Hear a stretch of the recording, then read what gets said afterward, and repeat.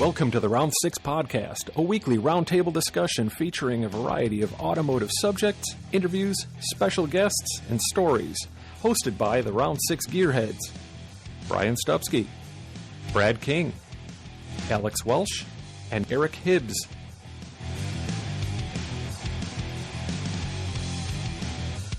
Here on episode 22, the Gearheads welcome our very good friend and the host of Muscle Car of the Week, V8 TV's Kevin Oeste.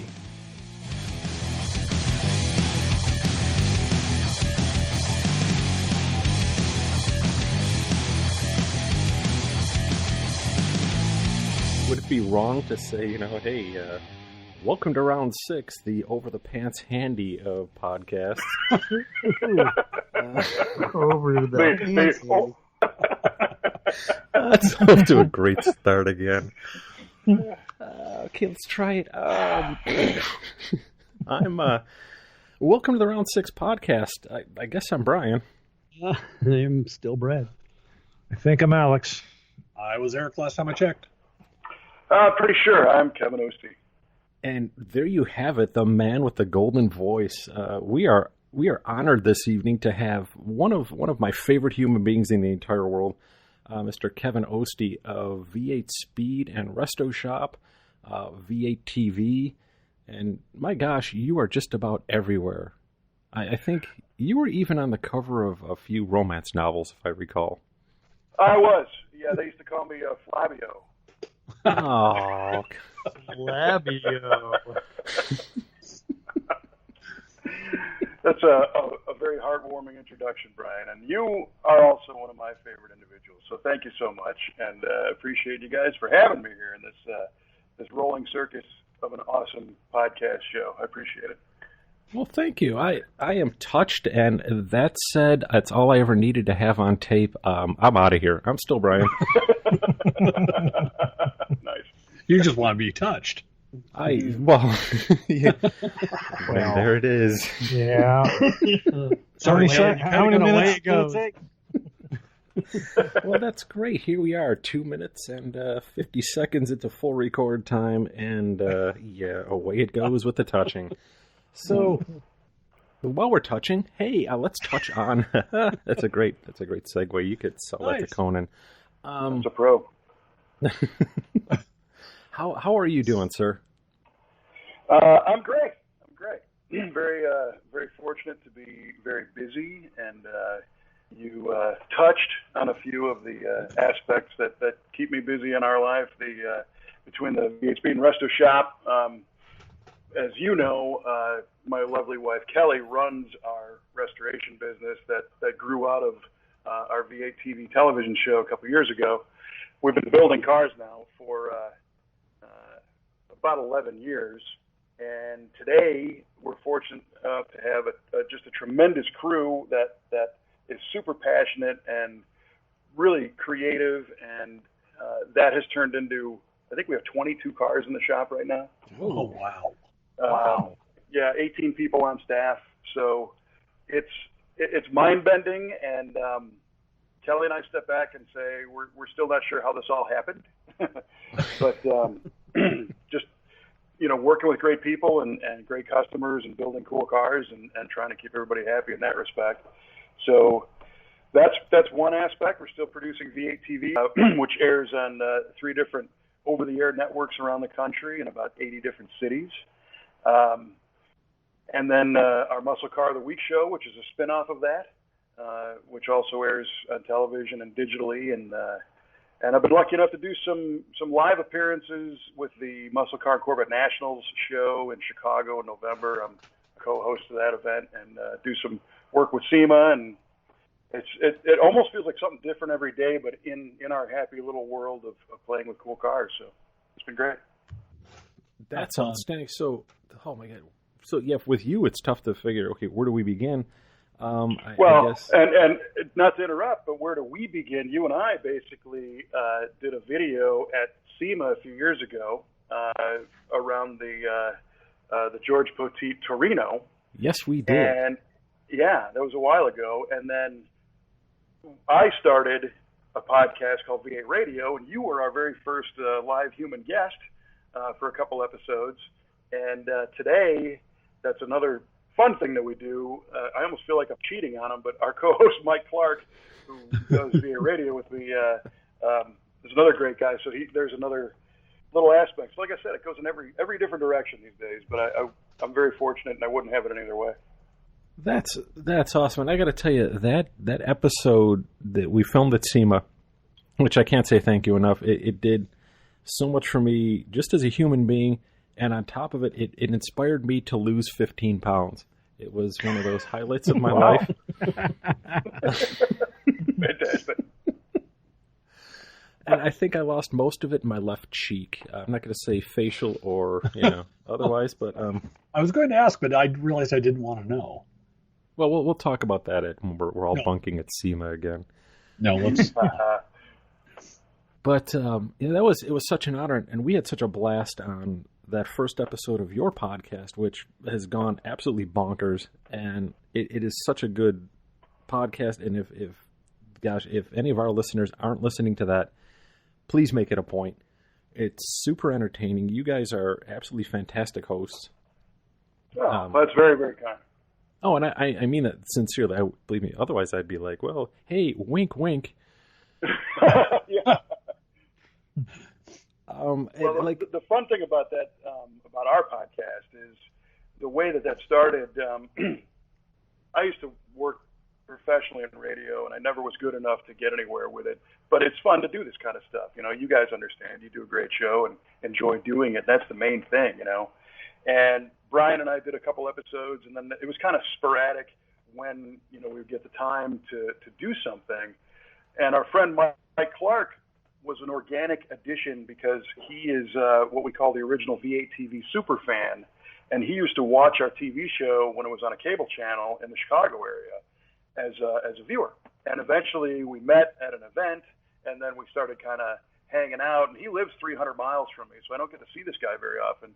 So we would call each other on the phone and BS, and we kind of thought, hey, maybe we should record this. So that show was really just people eavesdropping on Mike and I BSing, So I'm glad it's listenable because I really don't know what we talk about. Well, the funny thing is that's how our whole thing started. It started with us kind of talking amongst each other, and one day we figured we are the most entertaining people we know.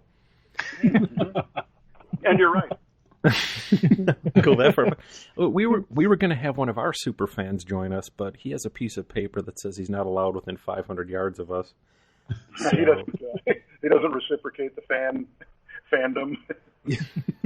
He certainly reciprocates every time I throw something out. I see him wearing it like a week later, but.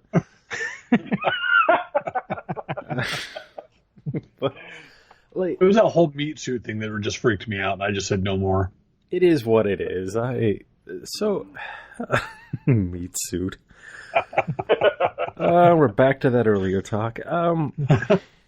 Hyping you up, though, and talking about all the stuff that you do, and I'm trying to figure out how you find time for this. Your YouTube channel just broke, 50,000 subscribers last week? Yeah. Congratulations. That's wow. Fantastic. Awesome. Thank you. No, I appreciate that. And that's pretty cool. I'm in no way trying to pat ourselves on the back, but the thing that I really dig about the validation you get from YouTube subscribers is there's no really way to buy them. You can buy Facebook likes and Instagram fans and all that kind of stuff, but the YouTube stuff is pretty organic. People have to click it and like it and subscribe. So if you can fool enough of them, to reach 50,000, that's pretty cool. And I got to hand it to our production team, which is pretty shoestring. It's just one full-time guy that works with me. His name is Ben, and then we hire a couple other freelancers on the West Coast and guys that I've worked with in other capacities. But they make everything look great, and it sounds great. And the guys in our shop are the ones that are generating the car content, and we try to go to cool events. From day one, my philosophy, back when I was working with the guys at Hot Rod Magazine doing their TV show, was if somebody's going to give you some time, either to watch or to listen or whatever, you better deliver something of value to them, or you'll never get them back. It's just. Yeah. So we're always trying to be conscious of not wasting people's time and giving them something that hopefully is a little bit worthwhile, and they've rewarded us by following. So that's cool. Thank you for bringing that up. You're welcome, and it's such a huge thing. I remember when I read that you had you guys were just on the verge of breaking 50,000, and I got so excited. I was like dancing around in my office, and I think I texted the guys, and I said, "You got to check this out." And when you guys broke that, I was living vicariously through you guys, because we, like I said, to get 50,000 people like you, I think we have 7 followers, and one of those has 13 personalities. Again, it's that piece of paper. Oh, right on. Yeah. So it works out pretty good. We there. We get a different viewpoint in every video we put up, which is great. From the same guy. Same guy will argue with himself for an hour. I really enjoyed the segment on ducks, and we're like, what? Whatever. Yeah. No, I've been there and I am there. And it's funny because Mike and I joke on our VA radio podcast. We speak to the listener, because there's one, I think, maybe 3. My wife admitted, I actually caught her listening, so I know that she's on board. And then a couple guys in the shop. So, building an audience like that is not easy, especially if you don't want to just cheat and do something that's like setting stuff on fire or blowing stuff up, which is cool, and that's a great way to get a whole bunch of people, but it's not a way to get a whole bunch of people that, want to see something every week from you. So, it's taken a long time to get there. I think we launched our YouTube channel in 2008. Oh, wow. I mean, I was early on YouTube. So, and part of what allowed that to happen is our VA TV television show went on the air in 2005, but I retained all the rights to the content. Nice. There's a lot of discussion. People say, hey, how come you're not on a bigger network? Why aren't you doing velocity stuff or whatnot? And I've done things with Speed Channel and Outdoor Channels and some of the other ones. But to me, if you can do it and retain the ownership, then you can do whatever you want with it, and you don't have to listen to somebody else's suggestion for adding whatever the element is, drama or a product or, something.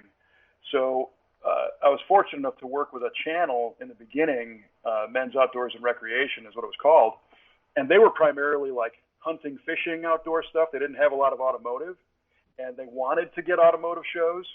So I said, well, I'll tell you what, I'll do the show if you guys let me keep the rights. And they said, well, sure. Well, today that channel doesn't even exist anymore, but we were able to live on and repurpose our stuff. So it was kind of lucky, but yeah. Well, more than lucky, it sounds like it was probably pretty well planned. I don't claim to be that smart. But that's absolutely killer. I mean, you were at least having the forethought to be on YouTube at that point. I think in 2008, I was still clinging to those last days of MySpace. And yeah. Just one more glittery GIF would just keep this thing alive. And one day you log in and it's gone. Didn't even have screen grabs. Right, nobody got to hear, Baby Got Back when they hit my page that day, and so, all that hard work for nothing.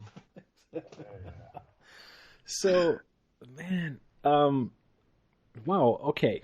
So, starting at the beginning, so there you are, the day of the big race. You make it first to the egg. Yep. That's it, buddy. Right. From what do you recall? What was your strategy? No. So how do you go from?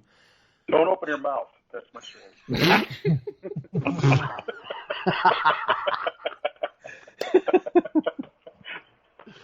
Great advice. Okay, let's skipping ahead from zygote to functional human being. Were you always into cars as a kid? Yeah, I think, it's kind of the same story that you guys probably all have, and that is you had some kind of experience with a car that stuck, and that it's a real hot topic for me today because not to kind of glaze over the question you asked me, but we're always trying to figure out the way to get the next generation excited about playing with cars, because it happened to us. So how did it happen to us? And last year at the SEMA Show, at the banquet, the CEO of SEMA, Chris Kirsting, had a great line that really resonates with me. And he said, the thing that hooks people, and it's especially strong if it's a young person, but the first minute you experience that sense of motion, right? So it's either going fast in a car, or doing a burnout with your older brother, or rock crawling, or going through some mud in a field or something. You get that excitement of being out of control, because if you're a little kid, somebody else is driving. And you're not supposed to be doing it, most likely, so there's this kind of rebel feel. And I think that kind of nails us all.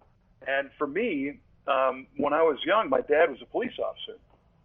And I will never forget, he would take me for, the term is a ride along, but this was really just, giving his kid a ride. It wasn't an official thing. And I was probably five years old. And at this point, so that would have been in the late 70s. So the police car was either a Dodge Monaco, like you'd see in the Blues Brothers, and eventually they moved into a Dodge St. Regis, which was a real pile, but that's what the police car was. And it had the rotating Mars lights on top.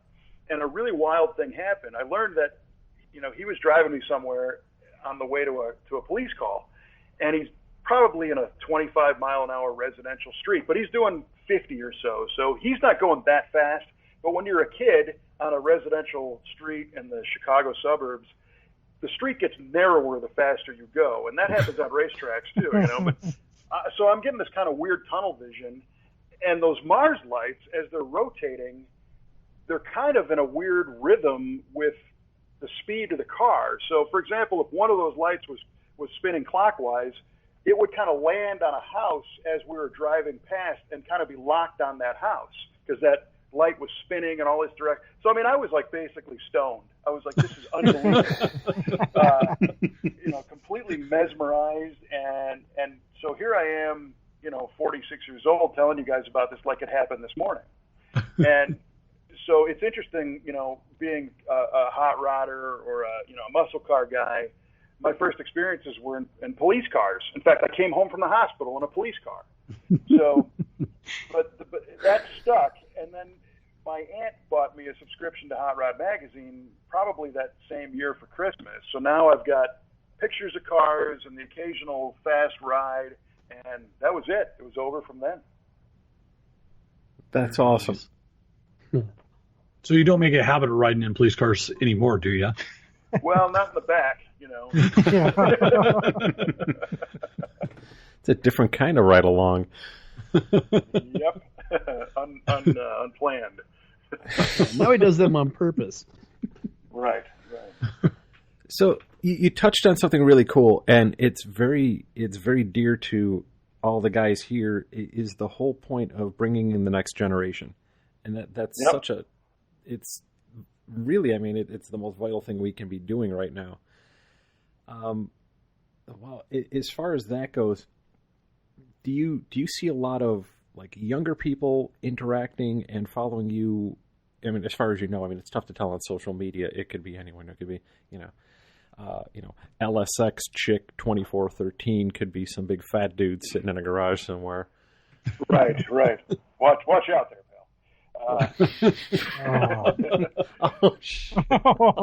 But that one doesn't have his AC on. It's a totally different. Yeah, right. That guy's not drinking. He doesn't have the neon beer sign. Right, and it would be a Buick thing. It wouldn't be an LSX, probably. Actually, damn it. I think what's important is to try and help recreate that experience I described. Maybe not with a police car, but for a kid. And that's not an easy thing to do. And you're probably all familiar with that campaign. Year One was real big behind it, the Take a Kid to a Car Show campaign, right. Which I think at the first glance is a great idea. But then I really started to think about it, and I'm in an organization. It's actually it's a group called the Optimist International, and it's a youth fundraising organization that's all over the world. And in my little town, This year I'm actually president of the club, but I'm also chairman and of the car show. They have a car show, and of course when I joined, they're like, "Oh, great, you get the car show, pal," because nobody really wanted to run it anymore. But when you take a kid to a car show, 9 times out of 10, it's summertime, so it's hot, it's sunny. Dad really wants to be there. Mom probably doesn't want to be there so much. And then you're dragging this kid through a parking lot or something, and the kid's looking at shiny stuff that's from a different era that they can't really identify with. And what are the parents saying? Don't touch that. Get back. So these are like not positive reinforcements of how to get kids interested in the stuff that they're not supposed to be touching, right? Right. So the challenge becomes, how do you get that sense of motion opportunity with a child, especially these days? You can't just, for safety and liability and just general, common decency, it's not cool to just be driving kids around in the neighborhood. So we're really trying to talk to parents, that have interest in this stuff, to say, look, the other interesting thing when you step back and look at it, a lot of today's parents are in their 20s, early 30s. Well, what did they grow up with? If you're in your 20s or early 30s, you grew up with 90s minivans. There wasn't a whole lot of cars that they identified with. So now we're a couple generations outside of Mustangs, Challengers, and the Camaro, but from mainstream cool cars and this concept of being able to drive fast and be reckless and a rebel, all that stuff. Thank God we're still seeing muscle cars being cool in Hollywood movies, because that's really the only visual connection a lot of these kids are having, because their parents were all brought up on safety and car seats and bicycle helmets and all this stuff, and they're not into it. So it is really challenging. But the fundamental thing that can change all that is get them a ride. So that's kind of what we're working on now, is how do we work with people that have cool cars to get them to take them out and safely take them to an autocross track or into a rock crawling event or something, but bring Junior along and get him safely strapped in and change his world, or Junior being male or female, doesn't matter. Right. They don't dream to build anything. They dream to buy things. Yeah. Yeah, I mean, obviously bringing kids into this thing is going to be super important, because you don't want to see this get lost. Not to sound like a broken record, it is the most American thing that we have. Well, yeah, and the fun thing is that it's been said before that today's kids have a disconnect because they're far more entertained with electronics, or we have generations now of parents who have been pounding it into kids' heads that they need to be a manager instead of a laborer, and we all know that there's honor in labor, and the sense of satisfaction you get from using your hands to build something. And it could be some artwork like what you guys do, or a car, or a motorcycle, or even fixing your house or whatever.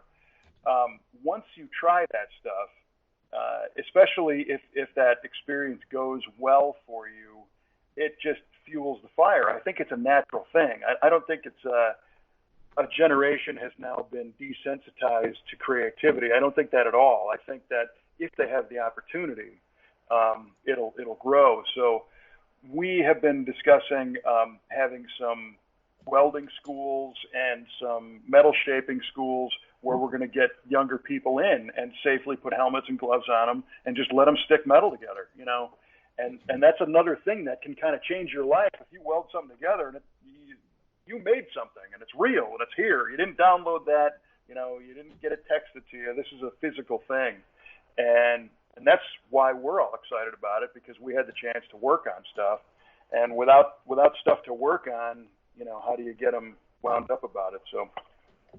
Right. I was going to make a dopey joke when you said, well, kids are just really into electronics. I was thinking, if they like fiddling with electronics, give them a Porsche. Get them a Citroen or something like that. Give them an MG. Yeah, Jag. Give them a Jag. Lucas, Prince of Darkness. Yeah. We did also say Satisfaction. That's true. Well, that's true. Yeah, okay, so that ruins the whole thing. Not the Lucas Trail of Tears, endless frustration. Can smoke. Yeah, can smoke. and wire smoke. Man. So I don't know. There's a big mission out there, and again, I think it's natural to want to play with stuff and everything else. And I hear these people say, well, here's an interesting one for you. So at our shop, we use a lot of 3M products, and we have a 3M representative that comes by and brings us the latest abrasives or whatnot. And about 2 years ago, we purchased a sanding machine. It's made by Festool in Germany, but sold through 3M. And it is a self-contained, dustless DA sander, basically. So you got your sanding tool, a DA or a long file board or whatever kind of sander it is, and it connects to an air source, but it also has a vacuum built in, and there's holes in the sanding disc so that your body filler dust gets sucked away and your environment is clean. And primarily, safety of the technician because they're not exposed to it as much. It's also nicer for the customer when they go through the body shop and their car is not just buried in, filler dust and looks like it's neglected. And then also cleanup time, around the shop is easier. But what the 3M rep told us is that they've been surveying students, high school and college level, about getting into the auto body repair field. And there's a lot of animosity about going into those fields because a lot of the students, they do like electronics. They do like, they want to play with the phone and a laptop and an air-conditioned office and be done with it. But the ones that were, a little bit interested in it were more turned off by the safety aspects than anything else. And I think this is kind of new because when we got into this, we were all guilty of painting without masks and, doing stuff outside. Isocyanides be damned. That's right. Yeah. That's when I learned the term isocyanate was when I was spraying some primer and my neighbor comes over and he's like, you're going to be dead at age 30, So, but it was interesting because the generations beyond ours are so in tune with environmental safety and personal safety that they're willing to get out of that whole industry if it doesn't have methods of keeping them safe.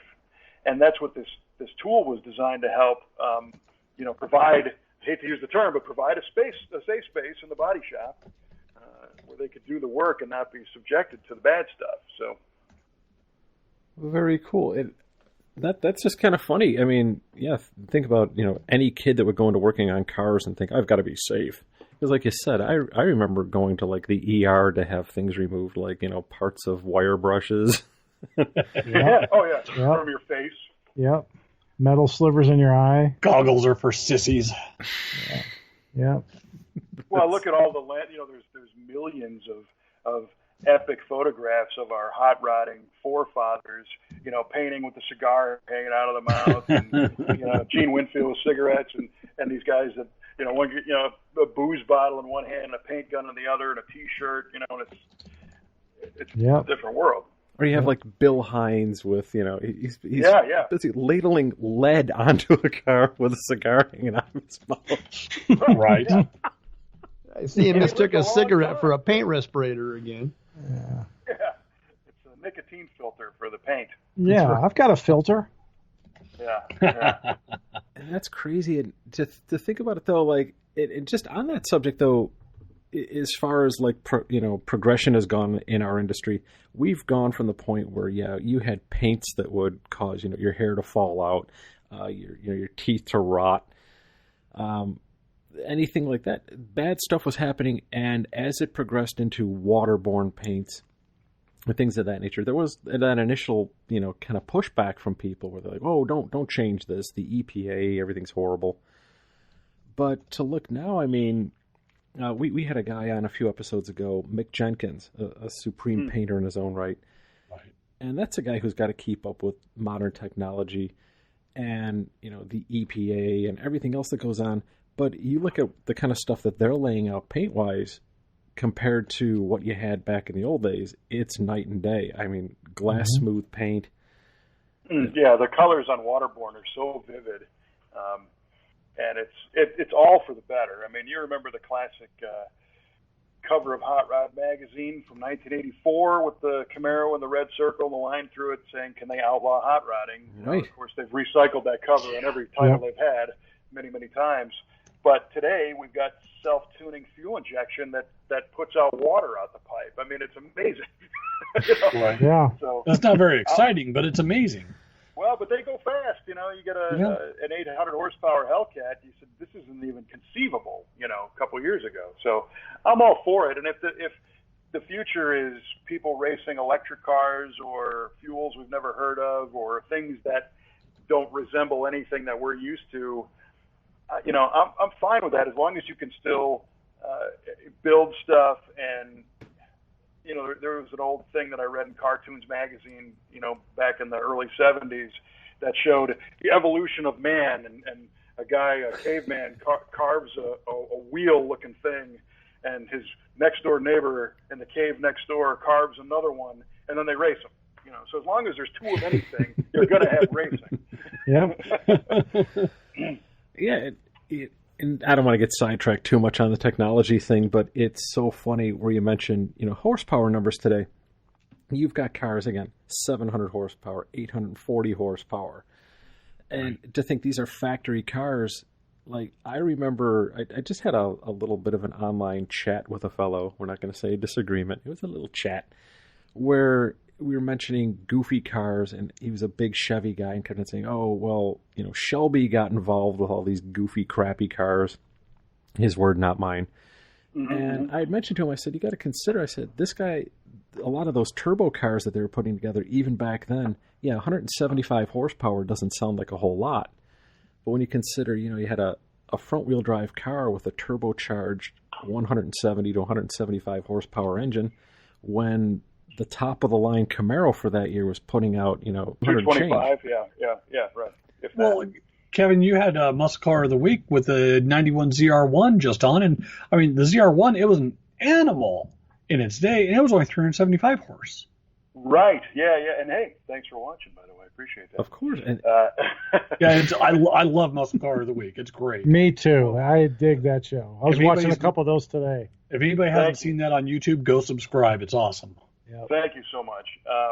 But you're absolutely right. So cars from a couple select, few from the 90s, like that ZR1, that eventually went to 405 horsepower before the body style changed, against a bunch of things that were barely 200.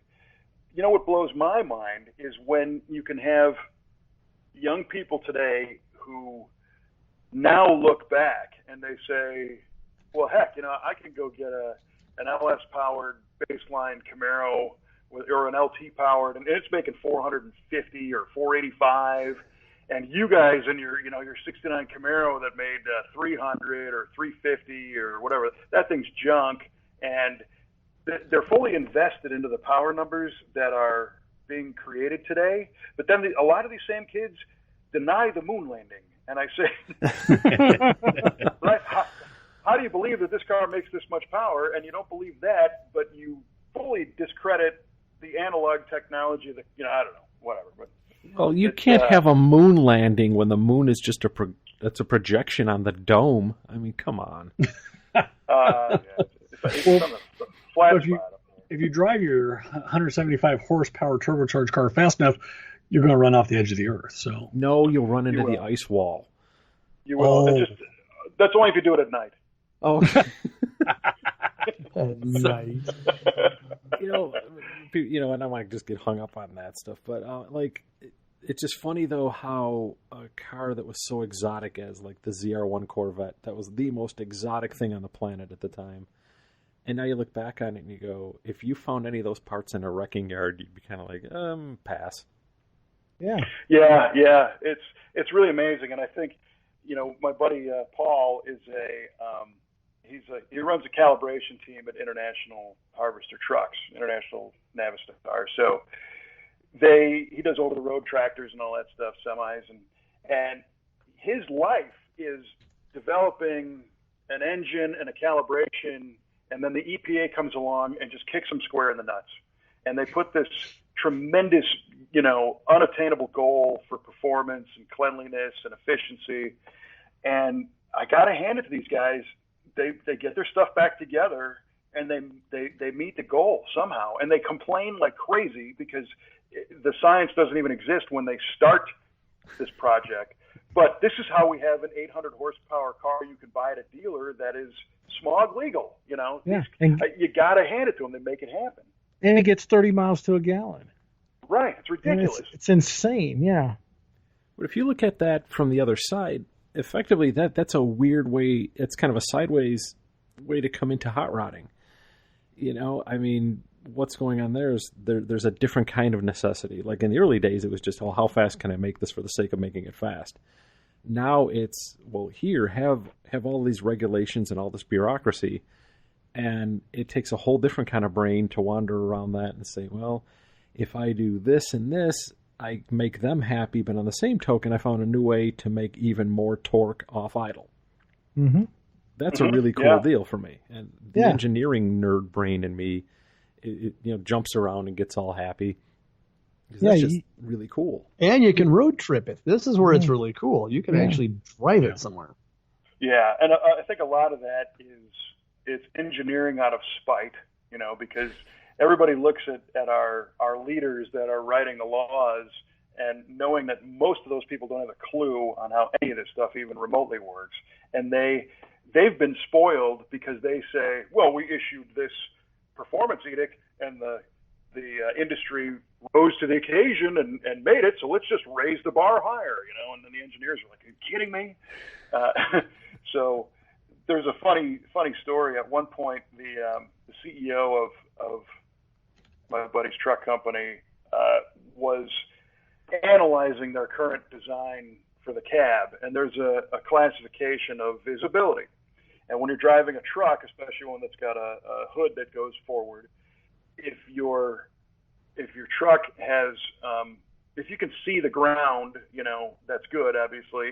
And this particular truck design had kind of a protruding nose, and it was the lowest in-class visibility from the driver's seat. The other truck brands had a swoopier hood, so they had better visibility.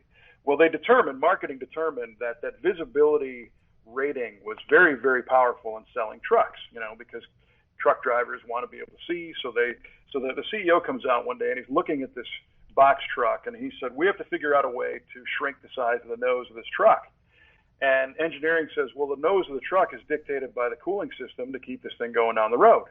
And he said, well, no, I don't believe that. You know, we really got to figure out a way to, because the other guys did it, so we can do it too. So it really came down to it demonstrated that, you know, by shrinking the radiator, you lose the capacity of the truck. So they made them go through this exercise of put a smaller radiator in it so we can shrink the size of this thing, and I'll bet you it'll do just fine. And they're like, engineering's like, I don't think so, but we'll do it. And then, you know, they let this guy get stuck on the side of the road. And then he's calling up saying, there's something wrong with this truck. I need a technician. It's like, no, you don't need a technician. You need a clue. You know, you need to understand how science works. So I applaud those guys at the automakers and the truck companies that can get around this stuff and still give us things that people like us think is cool, even in the face of these crazy restrictions that are put on them. And I'm not saying they're crazy because I think protecting the environment's bad. I just think these are some serious, you know, milestones to be able to hit. Right. Oh, yeah. And it comes down that, again, it's that protection thing. I think it's a whole different world now where everybody's so worried about and don't get me wrong, I want people to be protected. You should feel safe. But I just don't want to see a vehicle that looks god-awful ugly because, you know, you had to worry about a pedestrian walking into the front fender. Yeah, right. That's a whole different thing. But we should be thankful we don't have that going on in the custom car world. I couldn't even imagine that. It's like, oh, you're going to chop the roof on your car. Well, that cuts down your visibility, and you can't have that. Your windshield has to be. Yeah. You're supposed to have 30 square inches of glass. Yeah, but there are people that believe that go to a custom car show and why is it so low? You can't drive that thing anywhere. You know. Yeah. How do you see out of that thing? Yeah. And well, and this is a magical segue. So, not having to deal with that kind of thing and being able to be creative in our world. this takes me into, we're protected again by one of the great organizations that we have at our disposal, which is SEMA. And you, sir, are very actively involved with that organization. How did that come about? I've been very, very, very fortunate in a lot of ways. So some of it is personal relationships that I've had for quite a while. So, for example, I'll tell a funny story, but Peter McGillivray is the vice president of SEMA. He's the guy that basically runs the SEMA trade show, the show in Vegas in November. And 20 years ago, Peter and I worked together back at Peterson Publishing. He was, at that point, an editor on Sport Truck magazine. And it was kind of interesting because my entry to that company was in ad sales, and that's a whole nother story. My buddy Paul, that I just mentioned before from the truck company, he and I did the 1996 Power Tour in a complete POS car and drank too much and just ended up kind of crashing the party. But we met a few people who identified that, hey, you might fit in over here. So I ended up getting a job at Peterson Publishing, working for Hot Rod, and then eventually being able to work on their TV show and do things that I was actually trained for, not like ad sales, how I got hired. But Peter, it was my first SEMA show, so it was 1997, I guess. And a lot of the SEMA trade show means so many different things to so many different people. For example, if you're a manufacturer and you're displaying a product, your mission is different from somebody who's selling advertising in magazines, because the ad sales guy is just trying to make connections and make ad sales, where a manufacturer is trying to get distribution deals and get media coverage. And there's 50 million different scenarios that happen at that trade show. Well, in 97, I was living in Southern California working for Peterson, and my only car at that point was a 1969 Buick Riviera.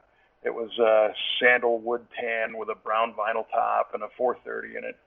And I had only been out there for a few months. I grew up in the Chicago area, and I moved out to California in July. So November rolls around, and my boss is telling me, yeah, you're going to go to this SEMA show. And I was very familiar with the show from reading about it in the magazines and stuff, but I'd never been there. And my boss says, yeah, you have to go and sell print ads, and most of the guys are flying out on Tuesday and blah, blah, blah. And I said, flying? We're in Southern California. This is Vegas. That's called a road trip. I'm driving, especially because I got my old Buick, and I'm pretty sure I'll make it there and back. And so I drive out there and do the whole week. It was the 50th anniversary of Hot Rod Magazine, so it was a very exciting time to be at that company and at that show, and met a ton of people and just had a great time. Well, because I drove, our commitment was finished on Friday. The show ends on Friday, and most of my LA-based cohorts all flew back to LA Friday night. I decided to stay the night, sleep in on Saturday, and I'm going to take a nice leisurely cruise back across the desert to LA on Saturday. Well, as I leave the Vegas Hilton, I look across this parking lot, and I see this red truck, and it's a Dodge pickup truck that was the project vehicle for Sport Truck magazine. And Peter McGillivray is sitting next to it on the ground, like basically holding his head and almost crying. and I've been there. We've all been there. So I drive over, and there's nobody else around. I said, Peter, what's going on? And he's like, hey, Oeste, what's happening? I said, I'm getting ready to go back to LA. What's up? And he said, well, I got a flat tire. And I'm thinking, this really isn't that big of a problem. Put the spare on. I'll help you with that. He said, no. There's no spare.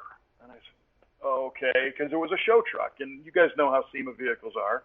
Most of the time, they're not fully thought out, fully equipped vehicles. They're display cars. So, and Peter at that point was not really a hands-on truck enthusiast. He was a darn good magazine editor and manager of that stuff, but he was a little bit out of his element at this point. So I said, I'll tell you what, get in the car. We drive down the street, get him a couple of cans of Fix-A-Flat, couple of bottles of Gatorade, and I drive back to the pickup truck and inflate the tires. And he's like, "Oh, thanks, man. I'm stressing out. I'm really happy that you're helping out." And I said, "Sure." And I said, "The good thing is now we can drive together back to LA in case my Buick throws a rod or something. You can help me." Nice. Well, many years go by, and I basically had forgotten about that story. And Peter had moved on and went to work for SEMA and started doing his thing. And I left Hot Rod. I met my wife. We started our BATV Productions television company, and then that turned into our shop. And Peter was kind of following along. And eventually one day said, I saw him at the show, which becomes an annual reunion. You guys know, you go there every year and see your friends in the industry. And he said, "Yeah, did I ever tell you, you saved my life?"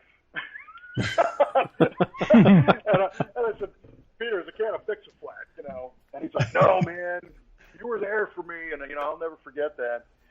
Well, as time went by, he kind of watched what we do and how our video style is, and he recognized something that I didn't even recognize until he and I talked about it. But our little business, okay, so we're a media company that shows how to build cars, which features parts and stuff. We also build the cars ourselves, sell the parts to our customers. We buy the parts from warehouse distributors. We're dealers for parts from direct manufacturers. We create promotional video and instructional video for those companies. So outside of manufacturing, we do just about everything that you can do in this industry in our own company. And that was pretty powerful when he kind of pointed that out, because you might have a company that makes stuff, but they're not also building cars, and they're not selling direct to the public, or they're not producing a TV show about it, or they're not, doing some of these other things. So he came to me last year and said, "Hey, we've got a couple opportunities at the show, and when you're trying to address an audience like the members of a trade organization, you better know what you're talking about. You can't hire somebody to read some lines, because you've got guys in the industry that have been in the industry for 1,000 years that are legends that know this stuff inside and out, and they're going to know that you don't know what you're talking about, and then there's no credibility, and nobody's going to listen." So the long and short of it is, I fooled him well enough to be able to be selected to help them with a couple of projects. Last year it was the SEMA Central stage, which was nice. And which was awesome. Well, I appreciate that. The fun thing there was, just because this is what we do, that was my 21st year at that show, and I happened to know, the vast majority of the people that they wanted me to interview. And they're like, "Okay, well, next up we're going to have, David Freiberger," and he's like, "Yeah, I know Dave. We used to work together," And so I tried to make it easy for them, and they appreciated that. I think the most fun I had last year was the Monday night SEMA reveal, and that's a little lesser known thing. It's going to be a lot bigger this year. But typically on Monday night, the SEMA show is all set up. Everybody's kind of chilling out, getting ready for the thing to open to the public on Tuesday. So SEMA would have what they call their exhibitor appreciation dinner, where right out in front of the front doors they have buffets, and the hotel caters it, and they have drinks, and they play some music, and everybody comes out and has a couple of hot wings, and they leave. Well, Peter wanted to make that a little bit more of a thank you to the exhibitors, because they appreciate how hard it is to, what it costs to get out there and set up these big displays and all that. So they created this red carpet style event in which, I don't know, about 15 of the Halo, feature cars that were going to be on display got a chance to drive up a red carpeted ramp, and there was James Otto and his band, and they rented me a tuxedo, and they said, "Make this like a big Hollywood red carpet thing, and looking back, it was great, because Peter's like, "Okay, there's the 15 of the hottest cars are going to be here. Here's the band. There's all the exhibitors. Go." So there was no plan, there was no instruction, and I just had this wonderful opportunity. So the first car was Foose, and he came up with a Mustang that he just did, and I said, thank God it's Chip because I know him, and for me it was a matter of just tell me about the car, man, and Chip's great, and he told his story, as you guys know, you've had him on the show, and he doesn't tell stories. He's quiet. Right. So, he carried that whole thing, and after, 5-6 minutes, he moves on, his car goes into the show, and then the band plays a few songs, and then we bring somebody else up, and, here comes Kyle Tucker from Detroit Speed, and here comes Ryan Friedlinghouse, and, so all these really big names, and they trusted me enough to kind of, host that thing without any instruction. And we got halfway through, and I didn't get any feedback, and I was getting a little bit nervous. And I asked Peter, I said, between cars, I said, is this going all right? And he just gives me this giant thumbs up, and I said, all right, well, I'm going to keep going. So that was really, really a lot of fun, and I hope I get the opportunity to do that one again, because I've heard they want to make that a little bit bigger, a little bit more fun. And it's a live thing, and I love live stuff. I love live radio. I love live presentations. I dig the energy. It's a lot of fun. So awesome. Been very fortunate. Yeah, it's cool. I don't think they could get a better guy for it. Your personality. I really appreciate that, and to me, I'm in my head all the time, so I kind of know what I'm all about. So and I know you, Brian, specifically, you are a very strong critic of your own work.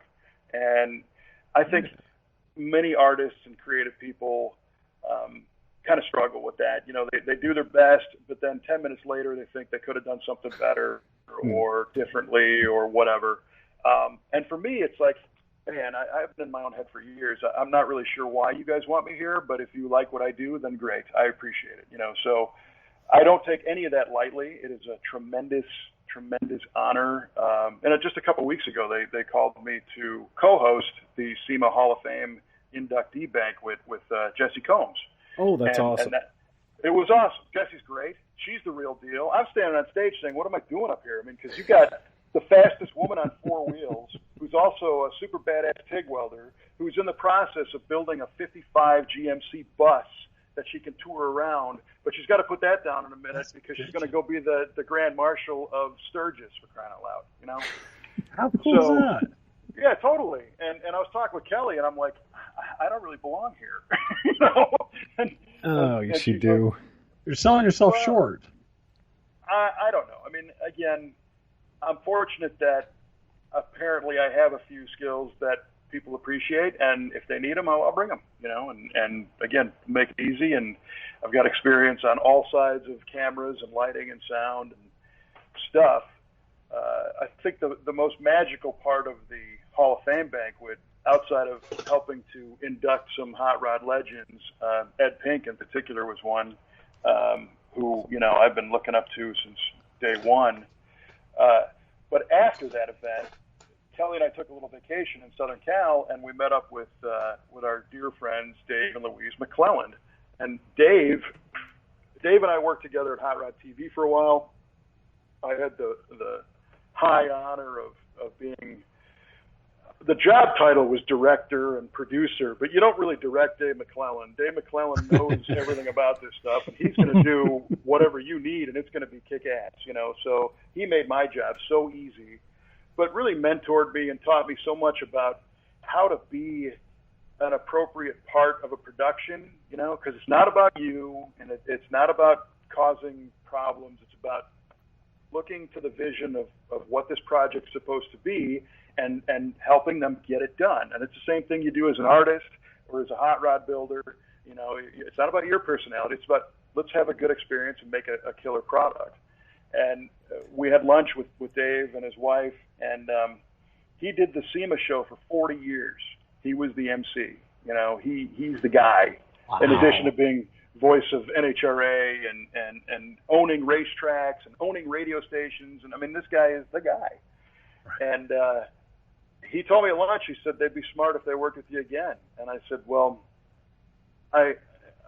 it kind of floored me. And he said, look, you're not a pain in the ass. You can deliver the line. You know the stuff. So it's a good match. So I'd like to think it is.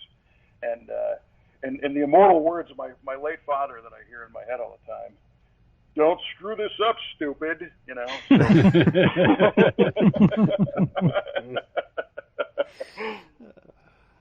Well, it's always nice to have that vote of confidence from the elders, right? That's it. Yeah. Real. And I've got to say, for as busy as you are and as much as you have going on, you did something that made my whole week at SEMA. And we walked over by you, and you were there at your SEMA Central area and doing your stuff. You were in the midst of filming, and we just walked over and said, I just want to watch Kevin. If he gets done, I want to say hi. And you kind of, in the middle of the interview, you looked over and you shot me a quick glance that was like, hey, I see you're here. Awesome. And when you walked over, your handshake and everything, that you are always the warmest, nicest person.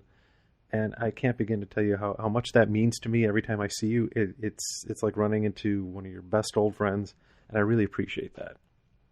Well, listen, I mean, I appreciate it. I think the great thing, and all you guys, some of us don't know each other very well, but we've met many times. And what's cool is that this industry has room for those kind of relationships, and it's better because we have those. And I've got nothing but respect for people that can do things that I can't. And Brian in particular, your artwork just continues to blow me away. And I've been fortunate enough to have, to be able to hire you to do. You did a T-shirt for us a few years ago, and we've talked about some different car design ideas and different things, and a van project. Yeah, we're gonna get to the van. Yeah. But these are things that I can't do. In a million years, I couldn't do what you do. And there are so many people who in millions of years I couldn't do what they do. And so I super appreciate that. I come from a family of musicians, and I understand what they go through, and I always, try to help support the arts whatever I can. But really, without those kind of relationships, and you've been a huge cheerleader for us and just great to work with as a professional in what you do, that's a genuine hug, man. Kelly and I really dig what you do and value your friendship. So before we're all crying, just want to throw that out there. Well, thanks, hug. And to Kelly as well. She made my day. I mean, I'm not going to get into personal stuff, but there was, some weird rocky times in my life. And she was great with me. She'd give me a message almost every morning. It was like, hey, it's like, buck up, little camper, So I kind of, that would get me going. And seeing her at last year's SEMA show after, getting through all that junk was just great to, have her come over, had a great hug, had a talk. And it's that kind of stuff though. Like, and that's kind of the basis of this podcast that we do. It's never really been about the cars. Although, yeah, here I'm trying to work my way back to talking about a van with you. But yeah, it's not about the cars. It is about the people. And as corny as it sounds, and call it what you want, the cars are nothing but the vehicle that brings all of this together. And yep, totally. I really think if we were all just Star Wars fans and we were sitting around comparing, well, here's my unboxed 1977 Millennium Falcon, it would be the same exact thing. Yeah. No, you're right. And we have a saying, old cars make new friends. The cars become kind of the commonality that connects people. But once you get past, hey, you got a great GTO. Hey, you got a nice Cutlass.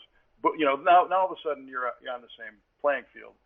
And I think the other neat thing about SEMA in particular is at the SEMA show, there are so many people who are trying to be successful. They're trying to sell their services, sell their products, make connections, get their name out there. It's an environment of enthusiasm and an environment where people are trying to be successful. And the trade organization really is a giant cheerleader for everyone. They want everybody to be successful, and of course the byproduct is, well, they will be too, but it's like Disneyland. It's a magical kind of environment, and it's really great, and I really enjoy it. And again, just very honored to be able to hang out with those guys on a professional level. So when we see you this year, we'll give you a little bit bigger of a hug.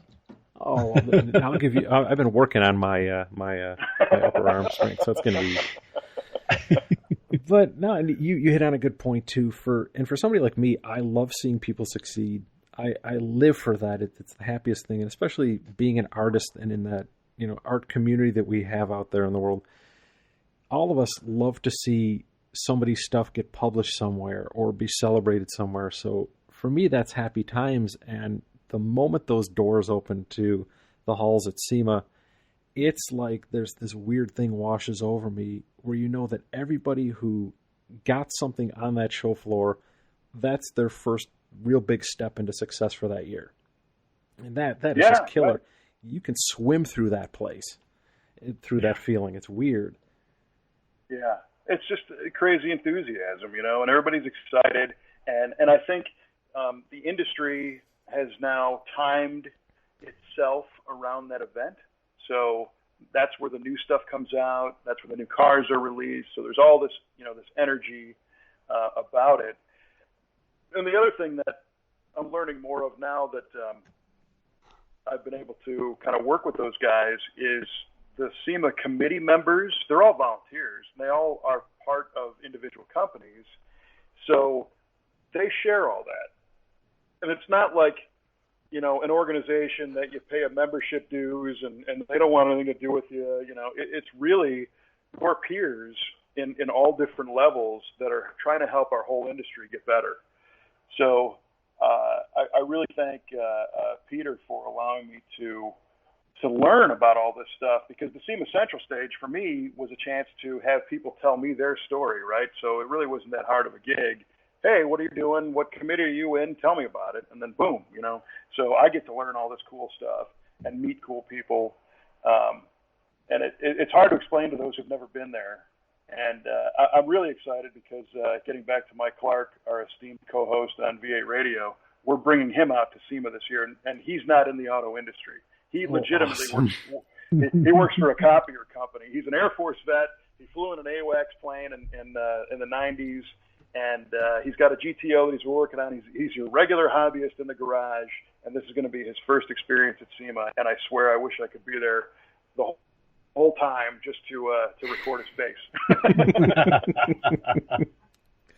Because that's something else. I mean, like if you take someone for the first time to like the Grand National Roadster Show or like the Pomona Swap Meet, that's kind of a different thing. But SEMA, you watch somebody totally grow into a different animal. There's this the first like I'd say first few hours they're like a deer caught in the headlights, and then they start to kind of grasp what's going on. It's weird. Oh, it's so great. That should be a rite of passage for everyone. It should be if you're a car guy, and yeah, I know you don't want to bring too many people in that aren't in the industry because then you get the halls just crowded with lucky loos. But although I do look forward every year to having my toes run over by whatever the latest tire technology is in scooter design. Yeah. That's another hot topic right now. Well, Brian always wears his flip-flops to SEMA, so that's a whole other problem. Well, dress appropriately. That's my motto. When he is wearing shoes, yeah. Really, I think the shoes should match the pants. So you can go by the day. But, our plan for this year, we were going to get a train of scooters and run the podcast on we're going to have a SEMA train and just hook these together and drive our way through and just pick up guests as we went along, drop other guests off. Yeah, right. Charge $1. We should. We charge. This is going to be great. This will be like the Universal tram when you go on the tour. Right. Yeah, just take people to the wrong place every time. Yeah, exactly. Somebody would be like, we want to go to Hot Rod Alley. We'd be like, oh, sorry, we dropped you back in the Chinese tire bodega. Yep.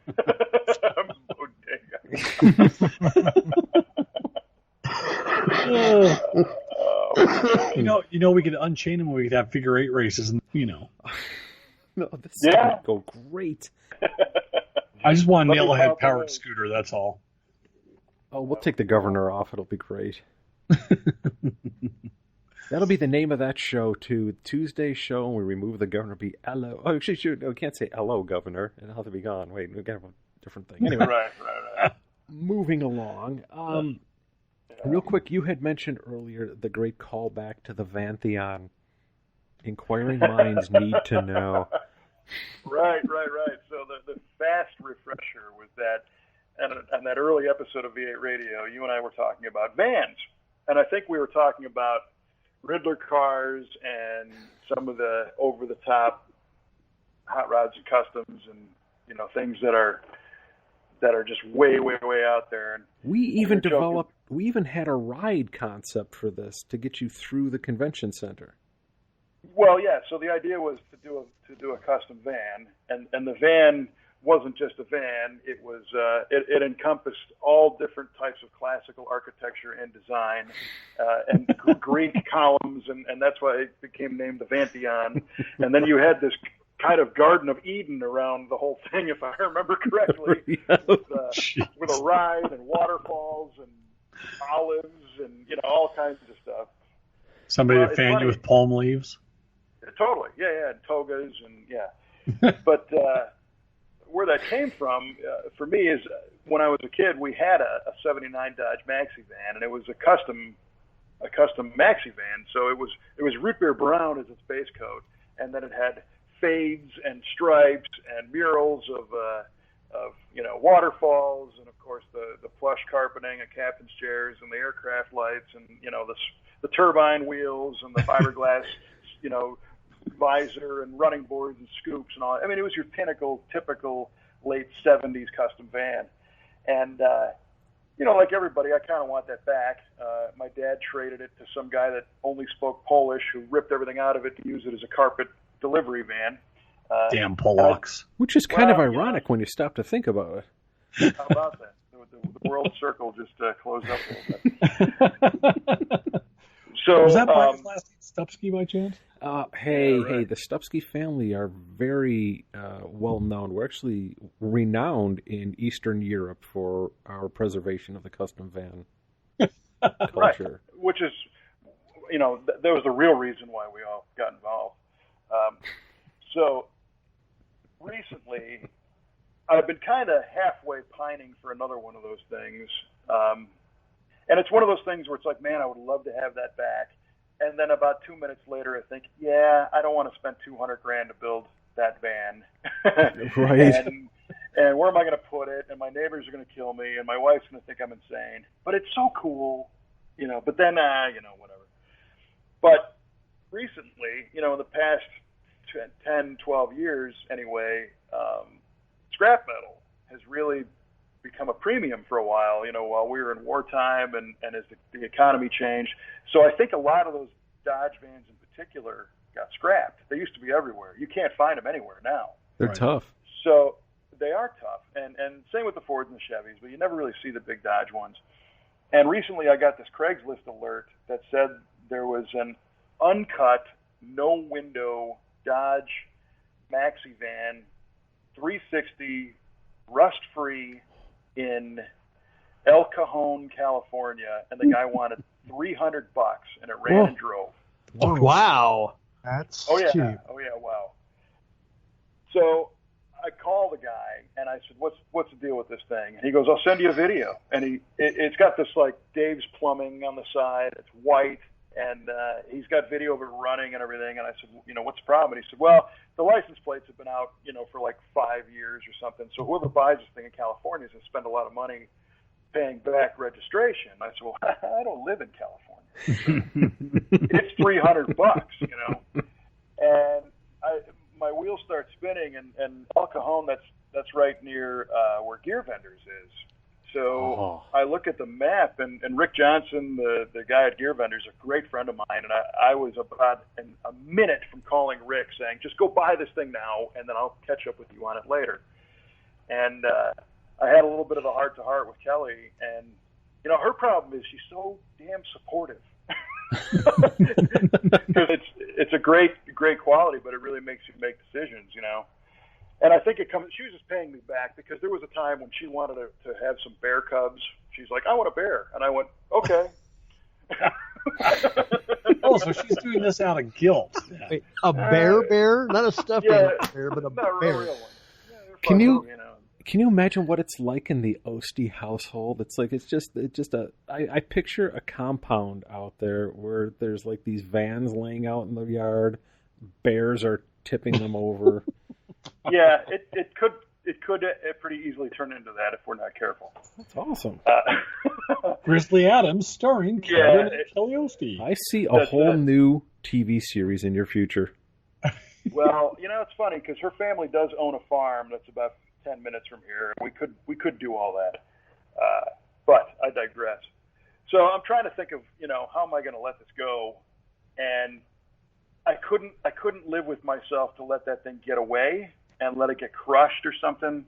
So I quickly took that Craigslist ad and I posted it in every Dodge van group I could find on Facebook. And I said, somebody please buy this before I do. And sure enough, that night, a guy bought it, and he took pictures, and he said, hey, thanks, man. I've been looking for one of these. I'm going to build this thing, and this is awesome. And I went, that is the happy ending to that story. It's saved. Oh, that's... I love the fact that you found an old van that had the name Dave's Plumbing on the side. How great would that be? Because you could call that van Dave's Not Here. Right. Yeah. So the Vantheon, it got a little bit close, and then it kind of faded away again. But maybe someday. One day this will happen, and I've already found a supplier for the fiberglass columns for the side of that van. So. Are you going to put one of those heart bubble windows inside the column? Oh. Maybe a heart on one side and a diamond on the other. Oh, yeah. Now you're talking. See? It's got to be a Greek shape of some sort. Oh, let's not go there. Now, this is a family show. Well. Oh. Yeah. Well, maybe the whole column is phallic. Two rear windows of the van, instead of having horizontal louvers, they've got, like vertical column indentations on them, to pay it back. Venetian blinds back there. This is going to be a whole European tour. Hairy chest with a gold medallion. Prosthetic chest hair. Well, just lots of feta cheese all over. Yeah. Ooh. I wonder if they sell any feta cheese air fresheners. How great would that be? Just smells like feet. You could probably just go to the thrift store and buy old shoes. Well, I think it comes in a goat bladder. You just squeeze them out. Oh, yeah. Let's see. It was only a matter of time. This is wonderful. Uh-huh. I keep pushing, and the wonderful girl that I'm seeing will not let me do this. I want to do 2 sleeves of tattoos. Obviously, one up each arm. That'd be weird if I had more arms. But I want to do I want to do a history of van murals, and one arm is going to be fantasy, the other arm is going to be space, and across my back, the two are just going to culminate in this awesome epic battle.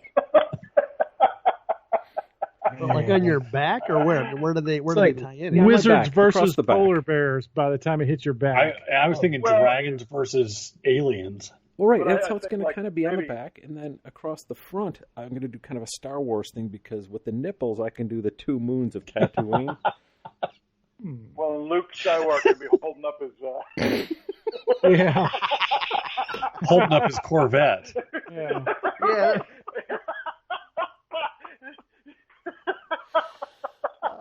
People be like, hey, I thought the shifter was bigger in the movie. It just... The camera adds 3 inches. So he can only hope. Oh, that's fantastic. That's something. I don't know. Fantastic is the word I'd use. Do you know Mark Matheau over at Cartoons Magazine, the guy that runs that now? I do not. I have. You guys got to get a hold of him. He bought the name and the rights and publishes Cartoons Magazine. He actually lives in Canada, and he's a really good guy. And so if you illustrated what you just described, it would print, and it would be awesome. Oh, man. I know a guy who can illustrate that. Yeah. You think? Yeah. We need to meet him. That'd be great. Yeah. Does he have any scruples? That's going to be the first question. He's got some screws loose. See, so yeah, if you're listening, the guys think it's a good idea. Yeah. I'll call him. I'll call him tomorrow. Oh my God. So anyway, trying to bring this somewhere back on track. Oh, man. You, without taking, your whole night, sir, you have a definite Buick thing in your blood. Yeah. Man, and it's cool to see too, because you are unlike a lot of the Buick people I've run into in the world. You have obviously they're all passionate and everything, but you have some of the coolest stuff too. So what was your first ever Buick? Well, and again, I firmly believe that all of our, most powerful influences come from things that happen as kids, and so my dad being the police officer, he didn't have, it was a definite middle class upbringing at best. So he didn't have money to go buy new cars. My mom had a car that was probably 5 years old, and my dad, he bought new cars before he got married. And then when he got married in 65, that was his last new car until, probably about 20 years ago. I mean, he literally sacrificed quite a bit for us. And he had a friend who was on the reserve police unit, but this guy's day job is he had a repair station, a little garage. And he would take in these beaters and fix them and flip them. So I was in 7th grade, I think, and my dad came home with a green on green on green 72 Buick Skylark. That's a lot of green. It was a lot of green, and it was hubcaps, not poverty caps, but the full deluxe hubcap. And the guy at the gas station put station wagon coil springs in the back, so it was jacked up in back. And in fact, my dad called it the sewer sniffer because it looked like it was sewer sniffer.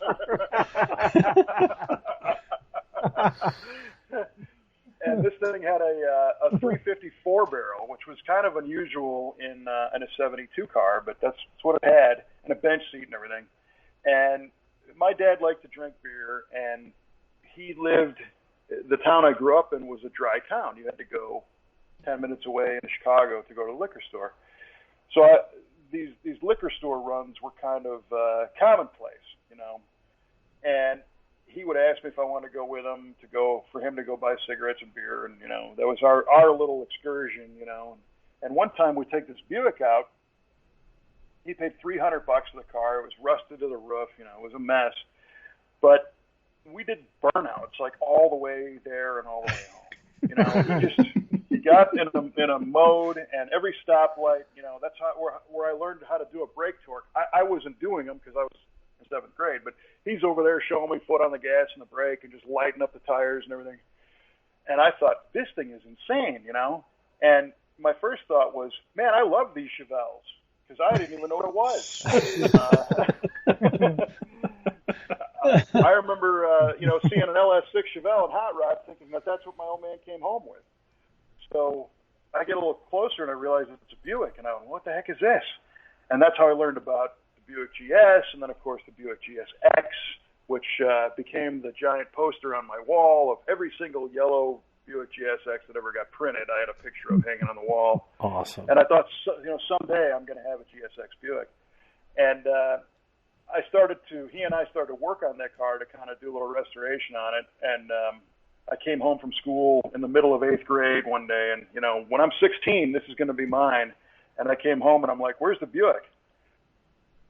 Oh, I sold it to that woman on the next block for $200. Oh man. Oh. But, I guess he needed the $200, and I didn't need the car. So that one kind of got away. And, but that was the beginning of learning about the differences between a Chevrolet and a Buick and a Pontiac and what these things had to offer.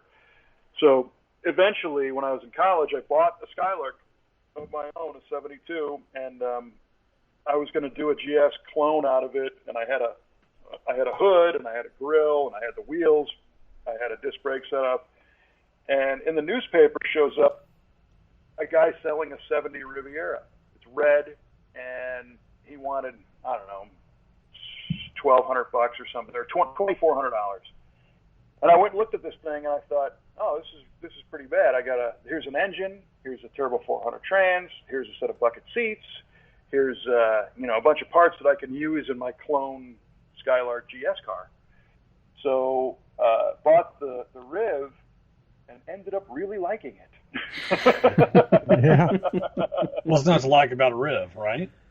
Well, and this was a little bit different because the 70 Riv, and I'm an enthusiast, and I know that they're an ugly car. It's a weird year. They put a retro sweep spear on the side, and most of them had a vinyl top and wheel skirts and wire wheels, and it basically looks like a leisure suit that you can wear, you can drive. Yeah, it looks like the Electra 225, doesn't it? Well, the Electra had a much crispier style to it, and it was a little more game. I mean, somebody, I don't know if it was Motor Trend or somebody, they said that if Buick in 1950 was trying to predict the future, this is what they would have come up with. Yeah. So, That's great, though. So it looks like a leisure suit, but it drives like a couch. right, yeah, right. Awesome. But the one that I found was different because I later learned it was a special order color. I have the protective plate. It was flame red, which you couldn't get on the Riv normally. It had white interior, buckets, console, power buckets, power windows, tilt wheel, power trunk release, AC, cruise control, underdash, 8-track player. It had no vinyl top, so the whole thing was solid red. Wow, that was a rare one. It had no stupid side spear. It had the short wheel skirts in the back, and it had the road wheel Buick 15-inch chrome rallies. Nice. So to me, this is a plus-sized muscle car. It's not Grandpa's, Sansa pants. It's something cool. Although Project Sansa is a great floor shine shoes.